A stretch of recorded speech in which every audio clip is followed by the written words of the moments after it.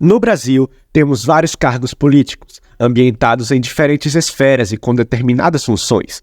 O problema é que muitos não sabem exatamente o que eles fazem.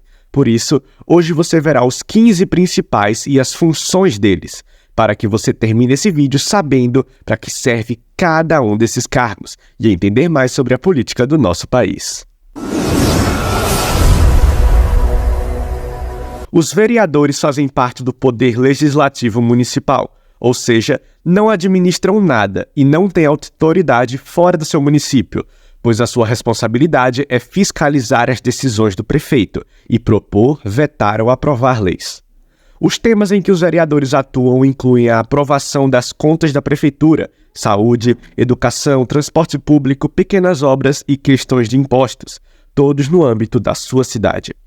Eles trabalham em conjunto com outros do mesmo cargo na Câmara Municipal e o número de vereadores por cidade varia com a população, sendo menor para cidades menores e maiores para cidades com muitos habitantes. Os deputados estaduais têm funções bastante parecidas com as de um vereador, já que eles também fazem parte do poder legislativo, mas no âmbito estadual. O número deles varia conforme a população do estado, e além de fiscalizarem o governador e suas contas, os deputados estaduais criam leis para o estado relacionadas à saúde pública, piso salarial, polícias militar e civil, escolas e universidades estaduais.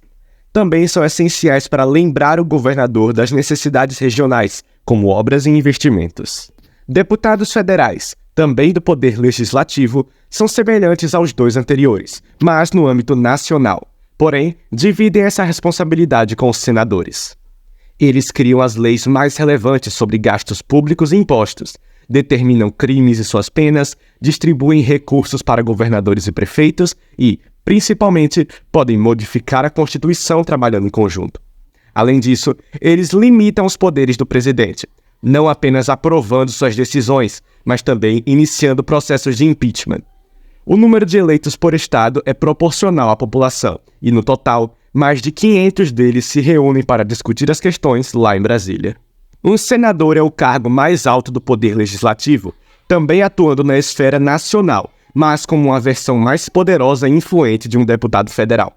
E também que o número deles por estado é fixo, 3 de cada lá no Senado, totalizando 81.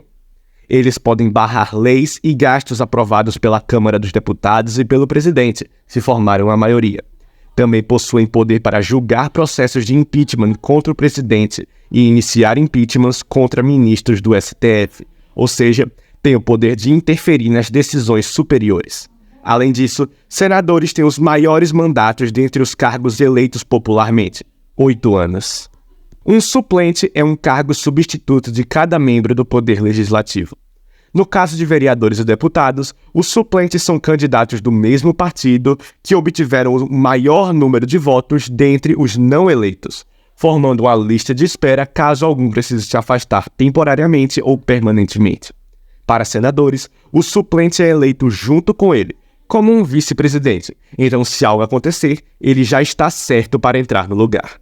O prefeito é o chefe do poder executivo no município, ou seja, é ele quem administra os recursos arrecadados com os impostos locais e implementa as leis municipais. Ele gerencia tudo relacionado ao território urbano, incluindo ruas, praças, prédios e transporte público.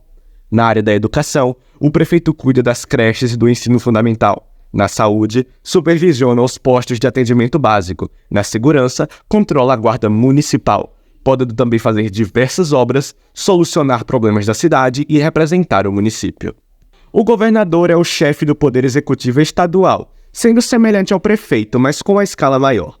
Ele comanda a polícia militar e a civil no estado, e também é responsável pela construção e gestão de presídios, sendo o principal responsável pela segurança pública. Na saúde, ele administra os hospitais que realizam atendimentos complexos, e na educação, cuida do ensino médio e, em alguns casos, de universidades estaduais. Além disso, gerencia estradas, aeroportos, saneamento e o Detran, além de representar o seu estado nas relações internas no Brasil e aplicar as leis elaboradas por deputados estaduais.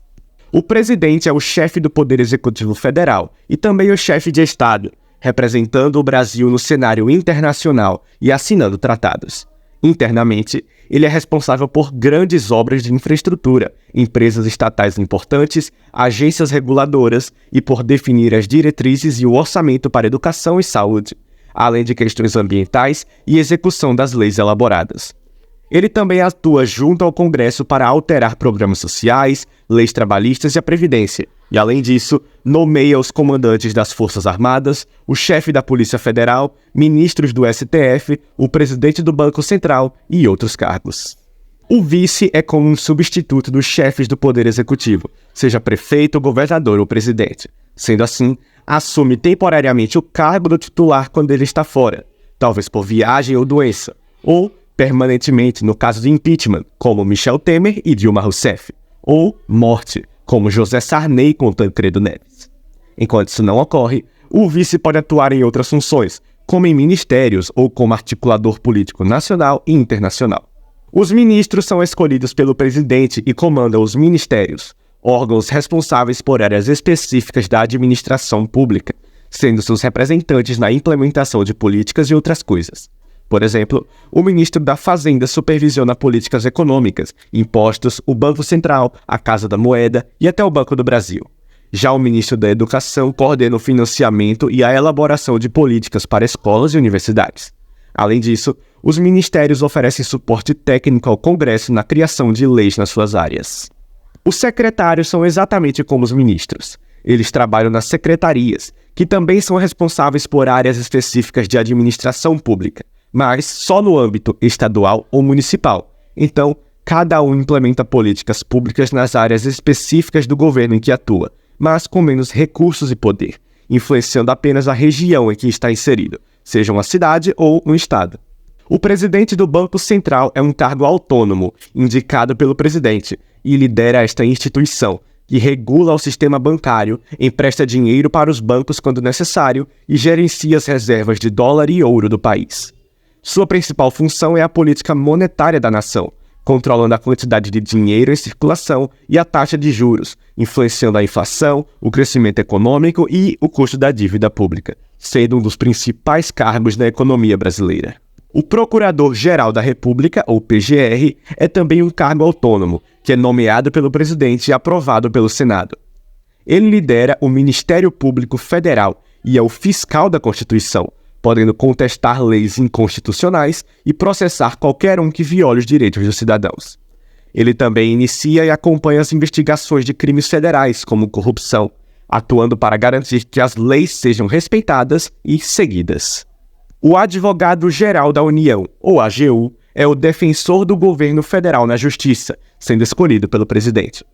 Ele é o chefe da Advocacia Geral da União, órgão que se envolve em uma ampla gama de assuntos, desde representar vítimas de desastres até cobrar dívidas de cidadãos com imposto de renda.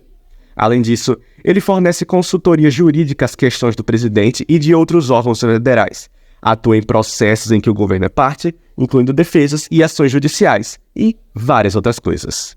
Por fim, temos os ministros do Supremo Tribunal Federal, STF, que é nomeado pelo presidente e tem mandato fixo até os 75 anos de idade, sendo o maior cargo jurídico do país e que tem a palavra final em processos importantes, inclusive envolvendo políticos. Eles são os guardiões da Constituição de 88, podendo julgar casos que a envolvam, além de vetar leis, decidir questões de grande importância, garantir a aplicação das legislações e administrarem milhares de processos, além de poderem aplicar penas e punições. Então assim, terminamos esse vídeo. Espero que você tenha gostado e aprendido mais. Deus te abençoe e tchau!